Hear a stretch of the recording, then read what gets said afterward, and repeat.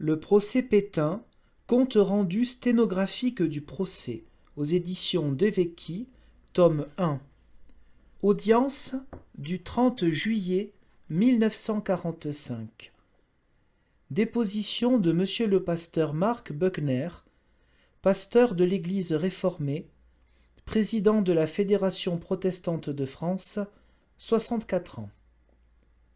Monsieur le pasteur Buckner expose d'abord que les églises réformées ne font pas de politique, mais que leurs représentants sont quelquefois nécessairement dans l'obligation d'entrer en conversation avec les représentants de l'État comme porte-parole des églises auprès des pouvoirs publics. C'est à ce titre que le témoin fut en rapport avec le maréchal et son gouvernement. Je laisse les points secondaires aujourd'hui de côté et je vais droit à l'essentiel. D'abord, messieurs, la question du serment. Il a été question à maintes reprises du serment dans cette cour. J'en parlerai à un autre point de vue. Comment donc avons-nous été amenés à désirer entretenir le maréchal Pétain de la question du serment? De nombreux professeurs, des magistrats, des fonctionnaires ayant des convictions chrétiennes estimaient impossible, en tant que chrétiens, de prêter à un homme, quel qu'il fût et quelle que fût son autorité, un serment de fidélité inconditionnée. J'ai été approché par ces professeurs et par un de ces magistrats. Ils m'ont prié d'intervenir à Vichy. Les uns étaient protestants, les autres étaient catholiques. J'ai tenu, messieurs, à recueillir sur ce point l'avis du cardinal Gerlier, archevêque de Lyon, car j'estimais, et j'estime toujours, qu'il est absolument nécessaire qu'en face de certains problèmes qui se posent, à l'Église, dans la nation et devant l'État, autant que possible, l'action des Églises soit convergente et concomitante. Le cardinal Gerlier m'a donné son plein accord à ce que je soumette au maréchal Pétain une formule de serment qui m'avait été soumise à moi-même par un groupe de professeurs, et entre autres de professeurs de faculté de droit. Il était question de fidélité pour tout ce qui concerne le bien public. J'ai donc commencé ce que j'ai le droit d'appeler une campagne contre le serment. Je n'avais pas à le prêter moi-même, mais d'autres venaient me dire qu'ils étaient dans un dilemme affreux, ou de se soumettre contre leurs convictions chrétiennes, ou de se démettre et de risquer, comme un magistrat de Paris, le camp de concentration et en tout cas la misère pour leur famille. J'avouerai, messieurs, que j'ai éprouvé à ce moment-là une surprise assez vive, car, m'entretenant de cette question avec le garde des Sceaux d'alors, je l'entendis me répondre « Monsieur le pasteur, il y a un homme en France à qui personne ne demande son avis sur le serment, c'est le garde des Sceaux.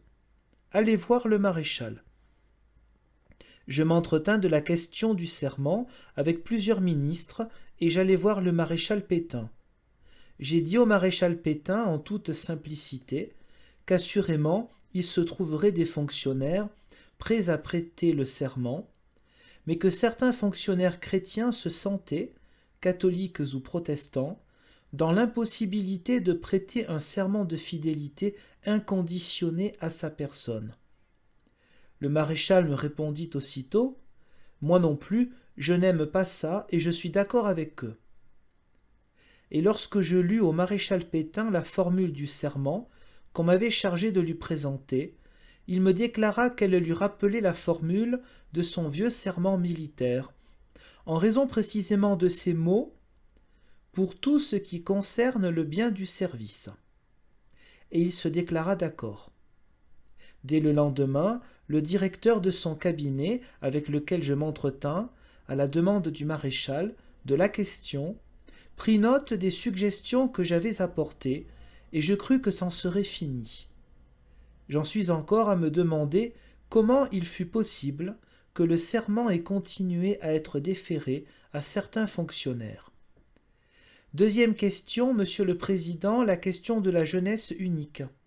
Sans doute, messieurs, vous rappelez-vous qu'à certains moments, certaines personnalités ont entrepris une campagne dans ce pays, non pas seulement dans la zone nord, mais aussi dans la zone sud, pour que toute la jeunesse française fût unie dans une jeunesse unique à laquelle, prématurément, on voulait donner une action politique, au plus tôt que l'on voulait jeter des 15 ou 16 ans, peut-être même avant, dans une action politique. J'étais président du Conseil de la jeunesse protestante, et à ce titre j'ai eu à Vichy, auprès de maints membres du gouvernement, secrétaire à la jeunesse et hauts fonctionnaires de ce secrétariat, à intervenir pour attirer l'attention sur le grave problème que ces intentions dévoilées posaient devant nos mouvements de jeunesse, en particulier devant nos mouvements de jeunesse d'origine catholique ou protestante. Toutes les démarches qui furent faites à ce moment-là aboutirent à la constitution, au sein du Conseil national, d'une commission pour l'étude des questions de jeunesse. J'ai été appelé, messieurs, à faire partie de cette commission du Conseil national. J'ai eu la satisfaction, je tiens à le dire, le jour même de l'ouverture de la session, sous la présidence de monsieur le recteur Gidel, d'entendre le maréchal Pétain, dans le message qu'il est venu lire lui-même à cette commission, se prononcer de la façon la plus énergique contre le principe d'une jeunesse d'État. Dès lors, dans les débats qui ont suivi, et où plusieurs membres de la commission, je le reconnais, ont essayé néanmoins d'obtenir de celle-ci une décision favorable à une jeunesse d'État et à une jeunesse unique, la délibération a abouti à ce que nous, représentants des mouvements de jeunesse confessionnelle, nous souhaitions, à savoir notre pleine liberté de poursuivre notre mission éducative à l'abri de théories néfastes qu'on recouvrait du mot de révolution nationale, et notre pleine liberté de continuer à voir se former dans nos mouvements protestants une jeunesse résistante qui, 2 ou 3 ans après, a montré ce qu'elle était capable de faire à la veille de la libération. Troisième question, les lois raciales. Messieurs, je touche ici à des sujets singulièrement douloureux. On me permettra, je pense, de dire pourquoi, sur cette question, j'ai cru à maintes reprises devoir entretenir le maréchal Pétain au lui écrire. Note, après avoir exprimé toute l'émotion qu'il a éprouvée et raconté diverses démarches faites en accord avec le cardinal Gerlier, le témoin précise. Je me suis entretenu de la question avec le maréchal Pétain au mois de janvier 1942. Chaque fois que je lui ai parlé des horreurs que nous connaissions, dont j'avais été témoin moi-même dans certains camps dont s'occupait une de nos œuvres les plus belles, qui s'appelle la Cimade, comme le camp de Gürtz, de triste mémoire, le maréchal Pétain a montré une visible émotion. Il était convaincu, il ne me l'a pas caché, que la loi dont je viens de parler entraînait d'immenses souffrances et de graves injustices. Mais il était convaincu, semblait-il, que ces injustices ne pourraient se réparer qu'après la paix. Par la suite, j'ai eu à intervenir d'une manière plus forte encore lorsque, après le déchaînement de persécutions et d'horreurs à Paris, et en particulier au Vélodrome d'hiver, la persécution des non-ariens s'est étendue à la zone sud dès le mois d'août 1942. À Paris, depuis le mois de juin, les événements se précipitaient. Le 26 juin 1942, j'ai été reçu à nouveau par le maréchal Pétain. Je lui ai donné lecture d'une lettre que le Conseil de la Fédération protestante m'avait prié de lui lire et de lui remettre. Il l'a reçue avec la courtoisie avec quoi il a toujours accueilli mes démarches. Il l'a écoutée avec la plus grande attention. Il m'a rappelé l'entretien que j'avais eu avec lui au mois de janvier précédent et, une fois de plus, j'ai constaté une émotion profonde, mais une fois de plus, je dois le dire, j'ai eu l'impression d'une impuissance à prévenir, à empêcher de grands maux que, dans son fort intérieur, il appelait par leur nom et condamnait sans réserve. Quelques semaines après, en zone sud, des choses atroces se passèrent à la gare de Vénissieux, près de Lyon, où le père Chaillet, directeur du Témoignage chrétien, et mademoiselle Madeleine Barrault, directrice de la CIMAD, pendant toute une nuit, luttèrent pour arracher à la police les malheureux que celle-ci était bien contrainte, étant donné les ordres qu'elle avait reçus, de faire monter dans les wagons de bestiaux que vous savez. Et ils réussirent à prendre des enfants et, sous la protection du cardinal Gerlier, je le répète, à les sauver du départ pour l'Allemagne, où l'on me racontait, à Vichy, qui ne seraient pas séparés de leur famille et que, d'ailleurs, tous ceux qu'on emmenait feraient à loisir de l'agriculture en Pologne. Monsieur le Président, à ce moment, j'écrivis au maréchal Pétain, à la date du 22 août 1942, je lui fis part de l'indignation croissante de nos églises, et lui parlant aussi comme vice-président du Conseil œcuménique des églises chrétiennes, je pris la liberté de dire qu'au point de vue des églises de l'étranger, de toutes les nations du monde, ce qui se passait en France était de nature à singulièrement discréditer notre patrie. Je sais que le maréchal Pétain tint à lire lui-même ma lettre et qu'il prescrivit aussitôt qu'une copie en fût faite et remise au président du Conseil ou au chef du gouvernement, je ne me rappelle plus quelle était sa qualité à l'époque. Toujours est-il que, dès lors, sur cette question, je compris qu'il fallait poursuivre les démarches auprès du chef du gouvernement lui-même. Autre question, Monsieur le Président, la livraison des prisonniers politiques réfugiés sur le territoire français. Je pense que tous ceux qui sont ici avaient éprouvé le même sentiment de honte à la lecture de la clause de la Convention d'armistice, par quoi le gouvernement français s'engageait à répondre à certaines demandes de l'Allemagne touchant la livraison d'Allemands qu'on qualifiait de « responsables de la guerre ». Dès le mois de juillet 1940, j'ai entretenu de cette question le garde des Sceaux d'alors, lui faisant part de notre inquiétude. Il me fut répondu qu'on demanderait simplement la remise d'un petit nombre de responsables, et ensuite ce serait fini pour toujours.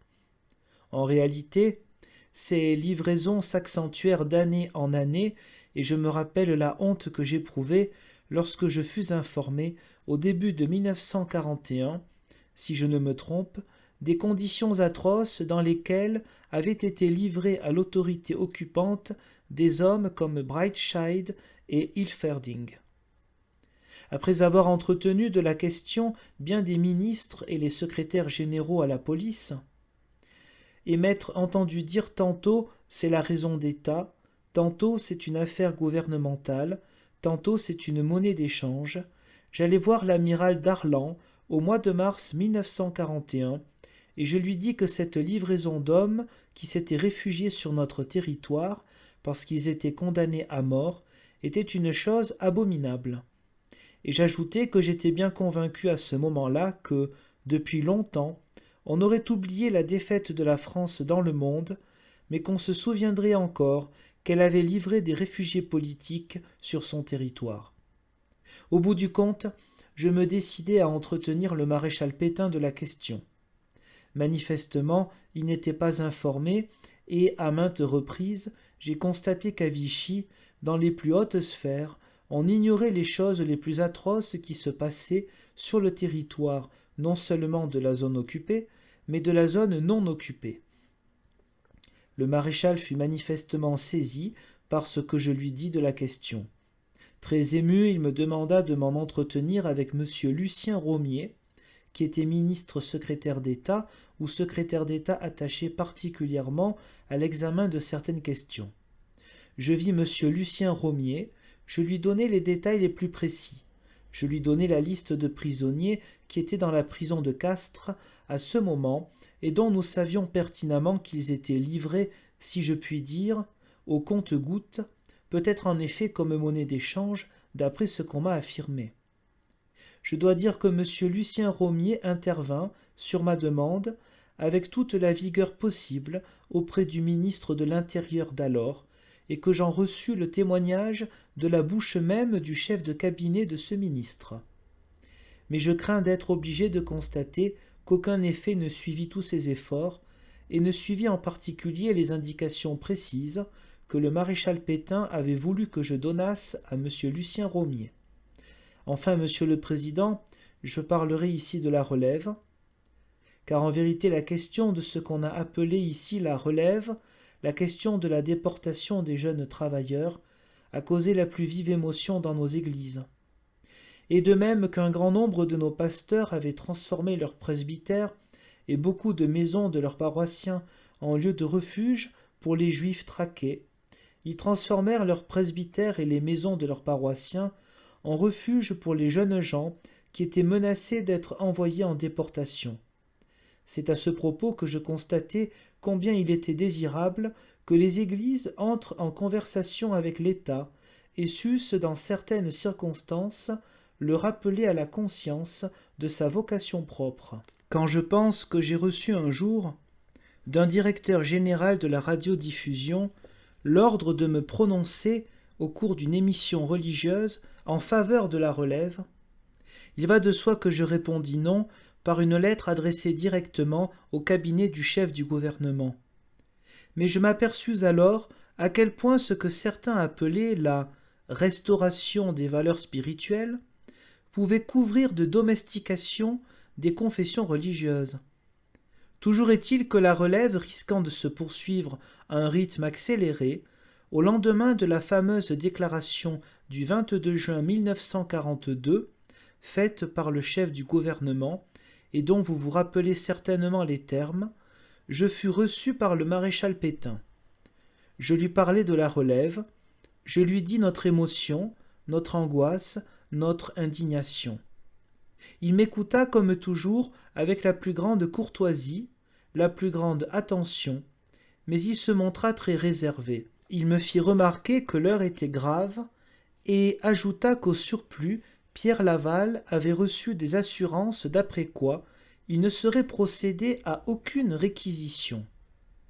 Je quittai donc Vichy sans avoir obtenu ce jour-là ce que j'espérais. Je ne devais plus revoir le maréchal Pétain jusqu'au mois d'avril 1943. J'avais beaucoup hésité à retourner à Vichy après le 11 novembre 1942, mais je fus sollicité par les mouvements de jeunesse féminine, catholique aussi bien que protestante, de faire un effort aussi énergique que possible pour qu'on écartât la menace d'une déportation des jeunes filles, dont on parlait beaucoup à ce moment-là. Je demandai une audience et je fus reçu le lundi de la Semaine sainte de 1943 par le maréchal Pétain.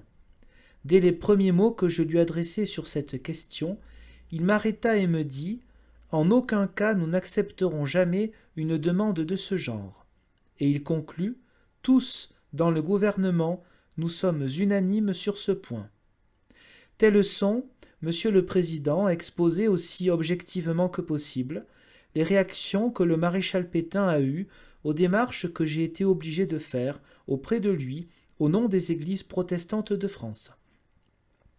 Un juré dit « Monsieur le pasteur voudrait-il nous dire ce que le consistoire pensait de la politique du maréchal en ce qui concerne sa collaboration avec l'Allemagne ?» Réponse du pasteur Buckner.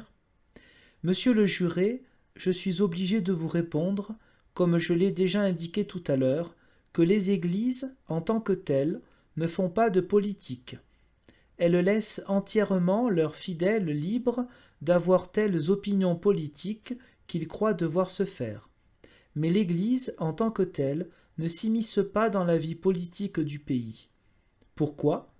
Parce que, immédiatement, si le corps ecclésiastique se prononçait sur une question de politique pure, quelle qu'en soit la capitale importance pour la vie de la nation, il y aurait parmi les fidèles tenant des opinions opposées une désunion inévitable, et la vie de l'Église, peut-être, en serait gravement compromise.